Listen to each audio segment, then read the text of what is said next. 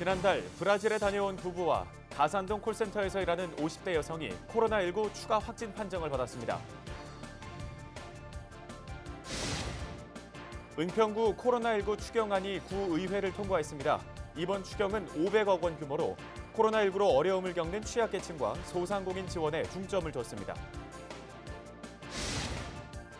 빅데이터로 보는 지역 이슈, 각종 언론 매체에서 다룬 우리 지역의 핫 이슈를 빅데이터 분석을 통해 살펴봅니다. 사상 초유의 온라인 개학이 일주일 앞으로 다가왔습니다. 고3과 중3을 시작으로 순차적으로 확대한다는 계획인데요. 온라인 개학에 대한 학부모 의견을 들어봤습니다. 혼자 학습해야 하는 학생들이 차별받지 않는 방안이 필요하다고 생각됩니다.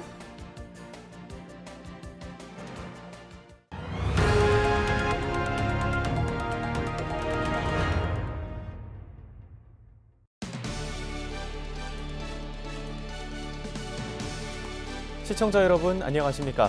헬로티비 뉴스 시작합니다. 오늘의 첫 소식, 우리 지역 코로나19 발생 현황 소식부터 전해드립니다. 3월 31일부터 4월 3일 사이 양천구에서는 3명의 추가 확진자가 발생했습니다. 추가 확진자는 신정 7동에 사는 30대 남성, 신정 6동에 사는 50대 여성과 60대 남성입니다. 20번째 확진자인 60대 남성은 구로구 콜센터 직원인 14번째 확진자의 가족입니다. 19번째 확진자인 50대 여성은 금천구 가산동 콜센터 직원으로 직장 동료가 확진 판정을 받아 자가격리 중이었습니다. 은평구에서는 2명의 추가 확진자가 발생했습니다. 역촌동에 사는 70대 남성과 60대 여성인데요. 두 사람은 부부로 지난달 브라질 자녀 집에 방문했다가 지난달 19일에 귀국해 집에서 자가격리 중이었습니다. 4월 3일 기준 양천구 코로나19 누적 확진자는 20명, 은평구 누적 확진자는 23명입니다. 이렇게 코로나19 확진자가 계속 나오고 있는 만큼 추가 확산을 막기 위한 방역이 관건이죠. 또 한편에서는 사회적 거리두기 등으로 침체된 지역 경제를 살리는 대책 마련도 시급한 시점인데요. 은평구가 코로나19 극복을 위해 581억 원 규모의 추경 예산을 확정했습니다. 어르신 등 취약계층 지원에 중점을 두고 소상공인 지원을 확대해 지역 경제도 살리겠다는 계획입니다.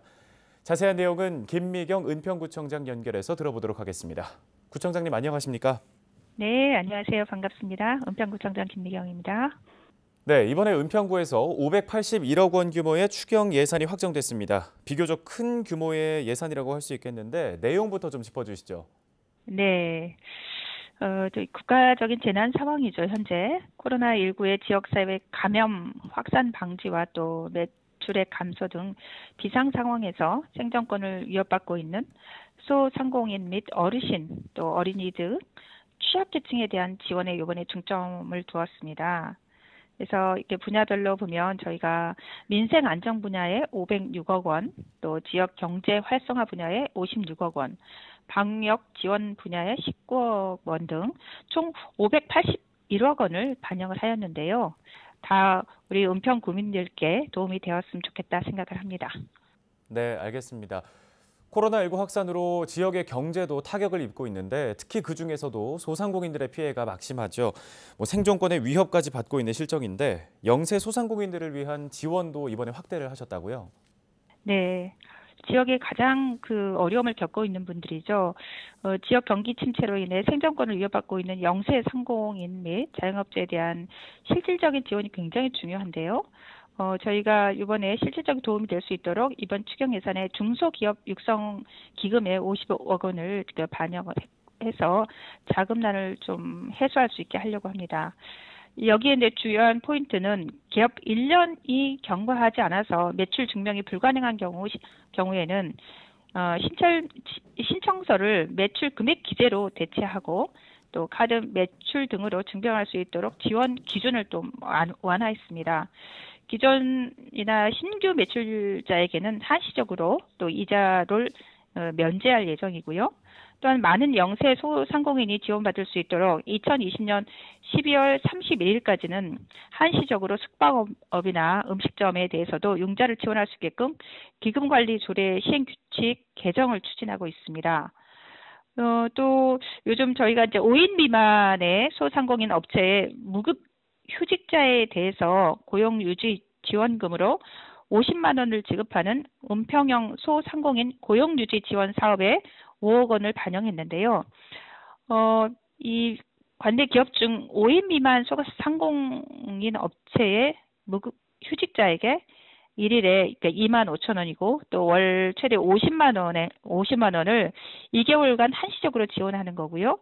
또 소상공인 업체의 실업을 예방하고 생계를 유지하는 데 이것이 큰 도움이 되리라 생각을 합니다.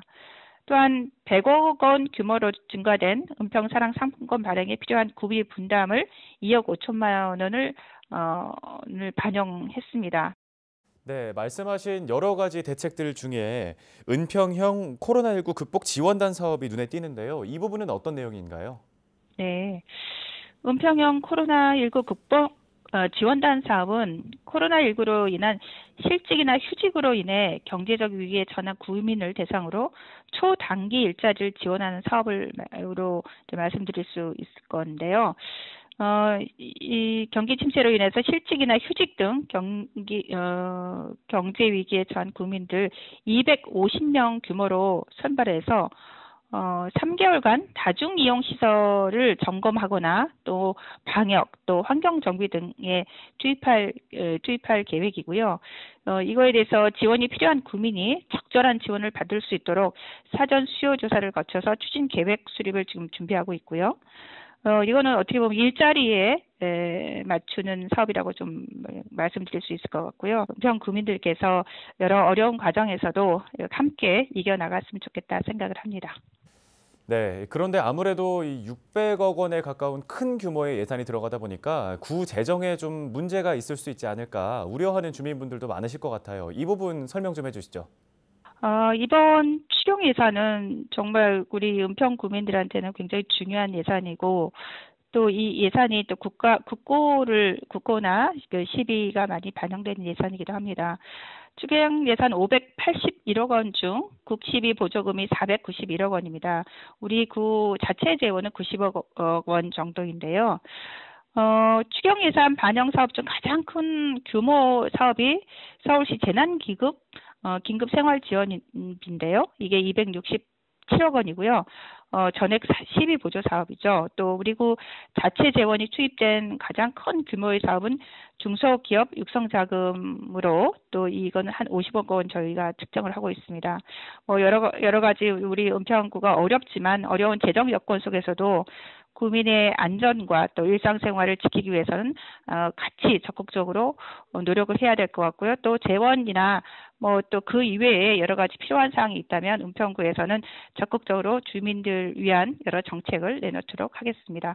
이게 이렇게 어려운 과정에서 여러 과정에서 은평 구민들께서 함께해 주셔서 감사드리고요. 서로가 함께 우리 코로나 전국을 이겨나갔으면 좋겠습니다.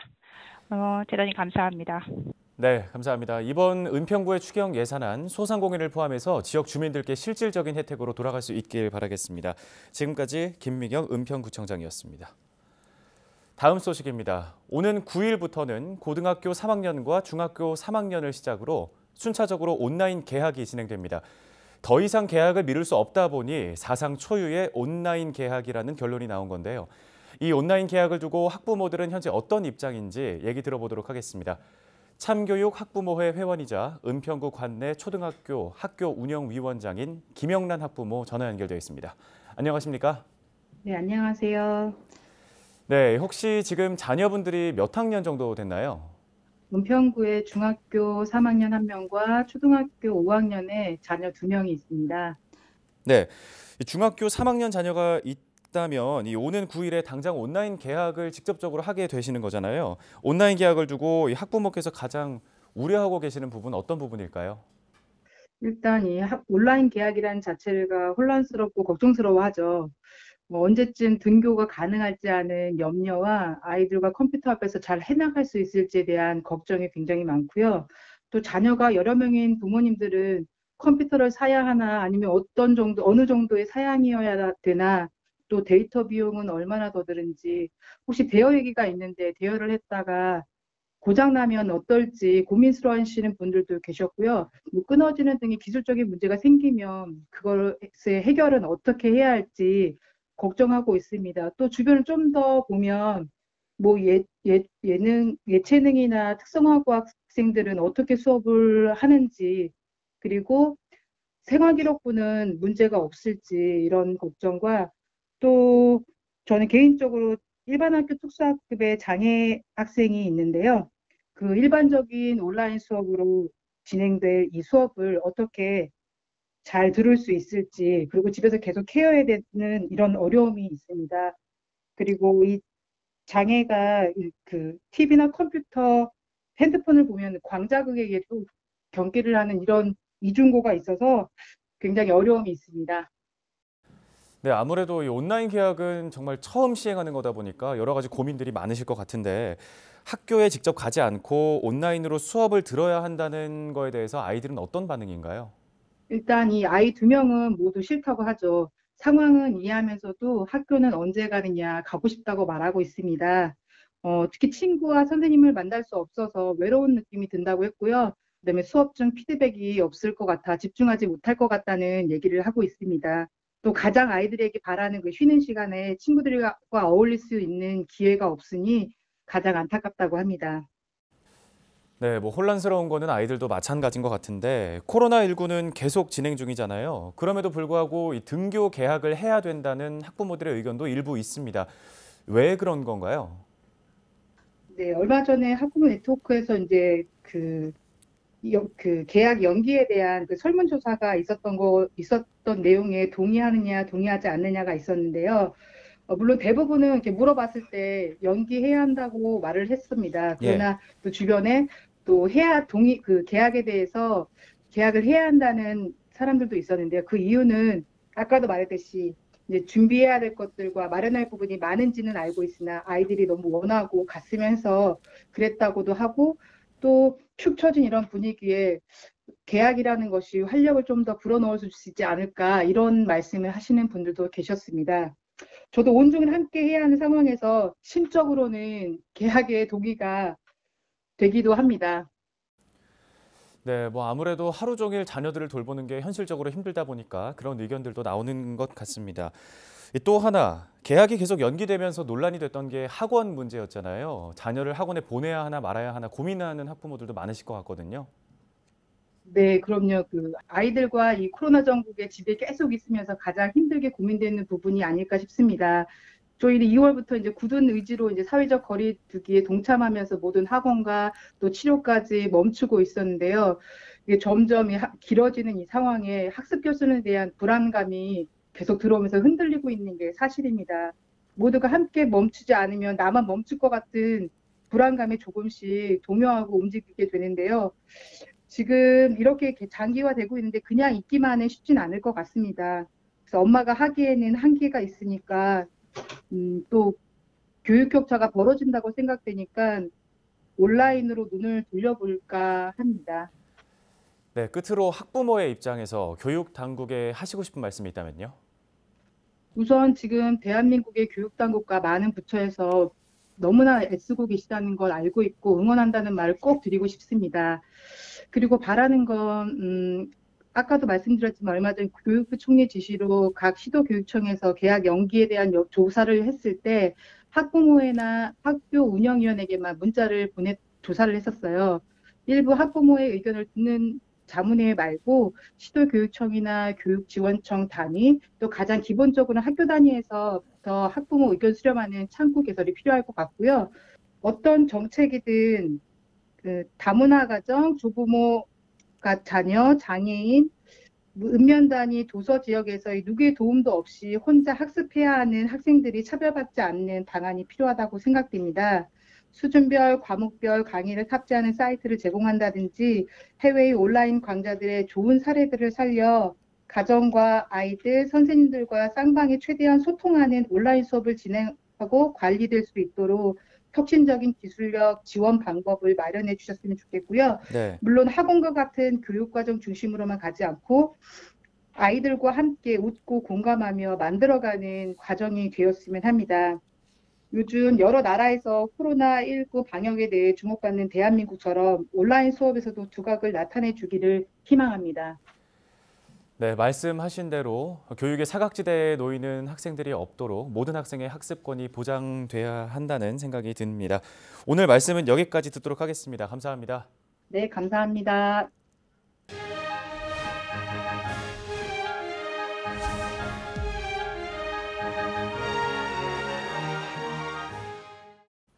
지금부터는 다가오는 총선 관련 소식 전해드립니다. 4.15 총선의 공식 선거운동이 시작됐습니다. 앞으로 남은 선거운동 기간은 열흘 남짓, 사전 선거일까지는 일주일밖에 남지 않았죠. 이 기간 동안 후보들은 유권자들의 표심을 얻기 위해 지지를 호소하고 유권자들은 어떤 후보를 선택할지 결정하게 됩니다. 본격적인 선거운동에 나선 은평을 후보들은 지역의 주요 현안을 어떻게 바라보고 있는지 취재기자와 짚어보도록 하겠습니다. 손성혜 기자, 은평을에 출마한 후보들 광역자원순환센터 관련된 공약들을 주요 공약으로 내걸고 있는데 이 사업 지금 아직 진행 중인 사업인 거잖아요. 네, 맞습니다. 현재 실시 설계 단계 중이고요. 내년 초에 착공 예정입니다.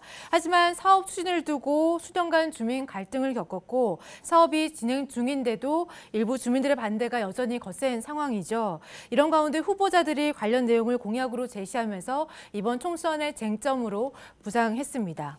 네, 이 사업을 원점에서부터 다시 시작하겠다 이런 공약들인 거죠. 네, 그렇습니다. 미래통합당 허용석 후보와 정의당 김종민 후보의 공약입니다. 두 후보 모두 광역자원순환센터 건립 재검토를 공약 전면에 세웠습니다. 허용석 후보는 사업 결정 과정에 심각한 문제가 있다. 필요하다면 사업을 원점에서 재검토하겠다는 입장이고요. 김종민 후보 역시 지금 단계에서 사업을 중단해야 한다고 말하고 있습니다. 두 후보의 얘기 들어보시죠. 타당성 검토가 시작된 지 한 20여 년 지나서 그동안에 그 주변 여건이 굉장히 많이 변했어요. 예. 그래서 이 사업은 구조적으로 좀 문제점을 안고 있다 이렇게 생각하고 있습니다. 제가 당선이 되면 주민들 의견을 수렴하고 전문가 의견을 듣고 필요하다면 이 사업은 원점에서 재검토하는 방안도 제가 생각해 보겠습니다. 지금 단계에서 좀 중단을 하고 주민들과 다시 논의를 시작하고 대안을 만드는 것이 주민들이 요청하고 있는 대안은 당장 이 지역의 광역자원순환센터를 없애라라는 nim비적인 주장만 하고 계신 건 아니거든요. 또 분산의 방식, 또 일정한 순환적 방식, 다양한 방식으로 주민들과 이야기를 해나간다면 충분히 가능하다고 생각이 들고요. 네, 은평을 지역 현역 의원이죠. 강병원 후보의 의견도 궁금하거든요. 네, 강병원 후보는 광역자원순환센터는 갈등 해결이 중요한 현안이다. 주민협의체를 구성해서 이 문제를 풀겠다는 계획을 내놨습니다. 강 후보의 얘기 들어보시죠. 저는 지금이라도 늦지 않았다고 생각합니다. 이 문제를 해결하기 위해서 갈등을 해소할 수 있는 협의기구를 만들어야 된다. 용케 서울시하고 고양시 같은 경우도 은평구가 이런 협의기구를 만든다면 참여하겠다는 의사를 밝히고 있고요. 네, 다음 현안도 좀 짚어보겠습니다. 지난 20대 총선에서도 그랬지만 이번 총선에서도 역시 신분당선 서북부 연장선과 관련된 공약들이 이슈로 떠올랐어요. 네, 그렇습니다. 신분당선 서북부 연장 사업은 지역 주민들의 수건 사업입니다. 은평 뉴타운의 교통환경 개선 대책으로 제안이 됐고요. 부동산 시장에도 영향을 미치기 때문에 유권자나 후보자 모두에게 중요한 사안인데요. 사업 추진 여부를 장담할 수 없는 상황이 되면서 총선 전부터 이 사업의 촉각을 곤두세우는 모습이었습니다. 예. 사업이 추진되려면 예비 타당성 조사를 통과해야 하는데요. 지난해 중간평가에서 경제성이 낮아 추진하기 곤란하다는 결과가 나왔기 때문입니다. 후보들은 신분당선 서북부 연장선만큼은 반드시 추진하겠다는 각오입니다. 직접 들어보시죠. 신분당선도 이낙연, 정세균, 전영주 총리와 함께 꼭 성공적으로 추진시키겠습니다. 그래서 교통도시 은평으로. 그중에 가장 큰 거는 결국 교통난 문제인데 신분당선 서북부 연장 문제 이거를 제가 반드시 해결할 거고요.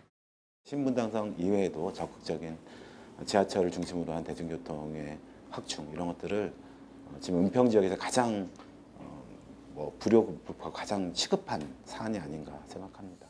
네, 지금까지 살펴본 이 광역자원순환센터 그리고 신분당선 서북부 연장선 조기 착공과 관련된 이 문제들 모두 진관동 뉴타운과 밀접한 지역 현안이네요. 네, 그렇습니다. 뉴타운 개발로 최근 10년 사이 가장 많은 변화를 겪은 곳이 진관동이고요. 진행 중인 사업이 모두 주민 생활과 밀접한 사안이다 보니까 후보자들이 그 최우선 공약으로 좀 앞세우는 것 같고요. 유권자 수도 진관동이 가장 많습니다. 예. 은평을은 가련 1, 2동, 구산동, 대조동, 불광 1, 2동, 진관동 이렇게 7개의 동인데요. 진관동 유권자 수는 4만 6천여 명으로 은평을에서 유권자 수가 가장 적은 가련 1동의 2배에 달합니다. 네, 이외에도 기본소득당 신민주 후보도 있죠. 네, 그렇습니다. 신민주 후보는 1994년생으로 이번 총선에서 최연소 후보로 이름을 올렸습니다. 신민주 후보는 전 국민에게 기본소득 60만 원을 지급하자는 공약을 내놨고요.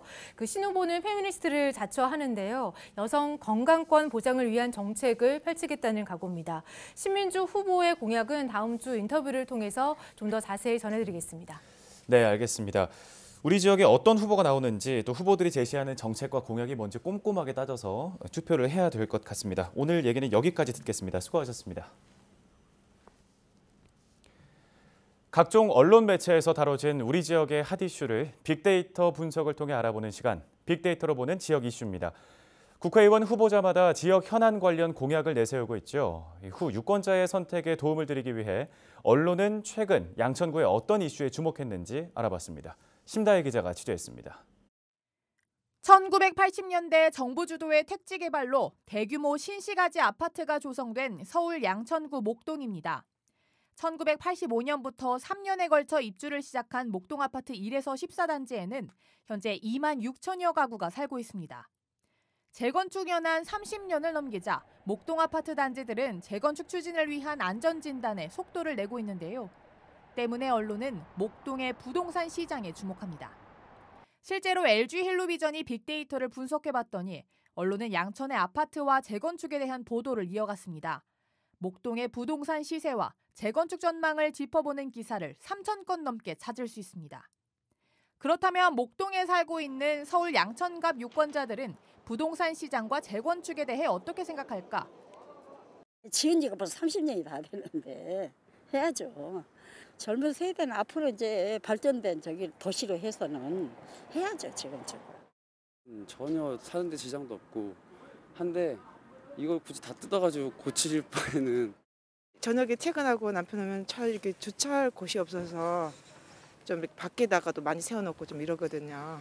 그래서 저는 재건축이 통과가 될 수 있게끔 좀 공약을 하신 분을 저는 선택해서 좀 투표하려고 그러거든요. 부동산이 요즘 와가지고 너무 많이 치솟아가지고 서민들이 참 살기가 힘들잖아요. 그 부분에 대해서. 근데 저는 이제 이 목동 아파트 재개발이 되는 게 대해서 약간 부정적이에요. 우리가 지금 하늘을 넓게 볼 수 있는데 이 아파트가 꽉 2층 높이 올라가면은 하늘을 볼 수가 없잖아요. 아파트가 들어선 이후 목동에는 대규모의 학원가가 조성됐습니다. 목동은 대치동과 함께 교육 특구로 발전했는데요. 이어서 언론이 주목한 양천 갑의 이슈는 교육입니다. 정부가 정시 확대나 자사고 폐지 등 입시 정책을 낼 때마다 언론은 대치동과 목동의 반응을 살폈습니다. 서울 양천을로 가봅니다. 목동에 비해 상대적으로 개발이 더딘 신정동과 신월동을 포함하는 양천을.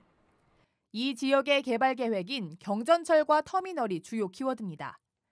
대형 복합문화 공간 조성 등의 계획이 나온 서부트럭 터미널 개발, 10만 제곱미터에 달하는 터미널 부지 개발은 지역 주민의 오랜 수건 사업인 지하철 유치와도 연관성이 있습니다. 주민들은 터미널 개발이 목동선 등 경전철 유치와 시너지 효과를 낼 것으로 기대합니다. 언론도 터미널 개발과 경전철 신설 계획을 짚어보는 기사를 200건 이상 다루고 있습니다. 이번 총선 후보들도 관련 주요 공약을 내세웁니다. 이번 조사는 포털뉴스에 업로드된 언론 매체 기사를 바탕으로 추출한 지역 이슈 키워드를 정리한 결과인데요. 총선을 앞둔 국회의원 후보자들이 지역 이슈에 대해 어떤 공약을 내놓고 있는지 꼼꼼히 살펴 우리 지역에 꼭 필요한 일꾼을 뽑길 기대해봅니다. 헬로티비 뉴스 심다혜입니다. 양천구 통장협의회가 수당의 절반을 지역의 소상공인을 위해 쓰는 등 지역경제 활성화에 나섰습니다. 통장협의회는 2일 양천구청 정문 앞에서 가치에서 가치 있는 소비 캠페인을 열었는데요. 양천구의 모든 통장들은 3개월 동안 수당의 50%로 양천사랑 상품권을 구매해 지역의 소상공인을 위해 소비하기로 결정했습니다. 양천구는 통장 528명이 한 명당 15만 원을 사용하면 한 달에 7,920만 원이 지역 식당 등에 풀릴 것으로 기대한다고 설명했습니다. 헬로티비 뉴스는 언제나 지역 주민 여러분 곁에 있겠습니다. 함께해 주신 여러분 고맙습니다.